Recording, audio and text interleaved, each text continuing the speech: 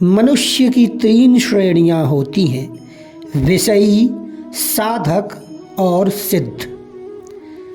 जो माया मोह में फंसा है वो विषयी है। जो माया मोह से उबरने का प्रयास करता है वो साधक है, और जो साधना की अवस्था में उच्च स्तर तक पहुंच चुका है वह सिद्ध है।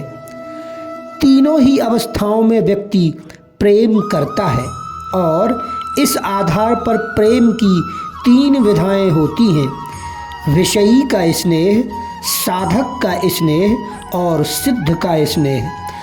और एक चौथे प्रकार का स्नेह भी मानस में मिलता है।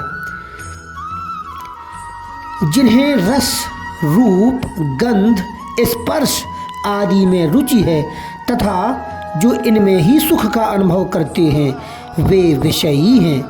यदि कहीं से भगवान के रूप का वर्णन सुनने को मिल गया कि प्रभु इतने बड़े सुंदर हैं, उनकी वाणी बड़ी मधुर है, तो विषयी के मन में भी प्रभु सौंदर्य के प्रति प्रेम हो सकता है, और वह इस स्नेह के द्वारा प्रभु को प्राप्त करके धन्य हो सकता है।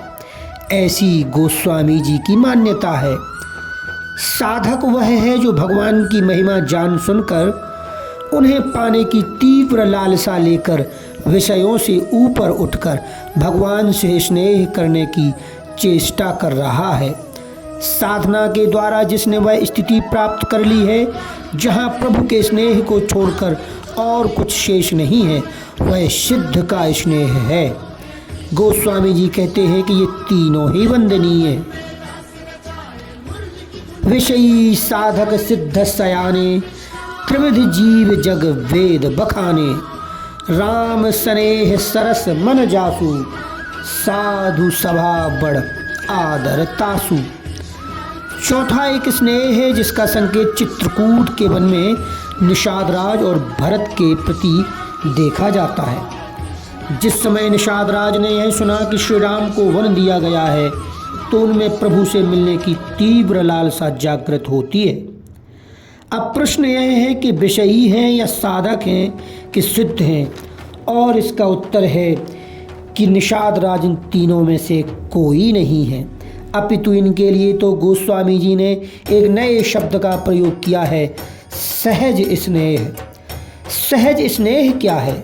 सहज स्नेह का अर्थ है कि जैसे मछली का जल के प्रति जो प्रेम है वह जल के महात्म, ज्ञान या मछली की किसी साधना का परिणाम न होकर उसका सहज स्नेह है।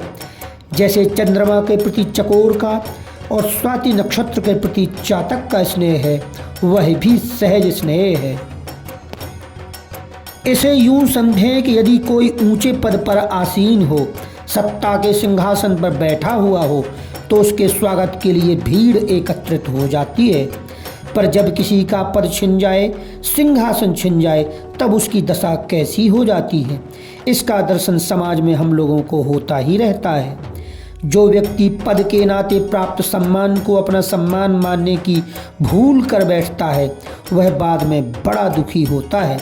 वह सोचता है कि पहले तो लोग इतना महत्व देते थे, इतना सम्मान देते थे, पर अब तो मिलने पर भी आंख चुरा लेते हैं।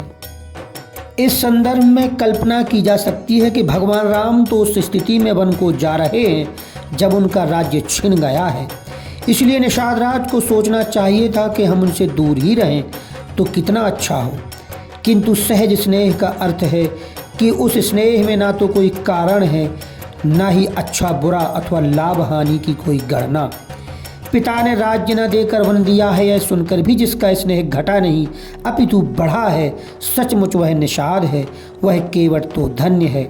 निषाद ने जब वह सुना कि तीनों वल्कल वस्त्र धारण कर वन की ओर जा रहे हैं तो उसके मनोभावों का वर्णन करते हुए गोस्वामी जी लिखते हैं, यह सुधि गोह निषाद जब पाई, मुदित लियो प्रिय बंधु बुलाई।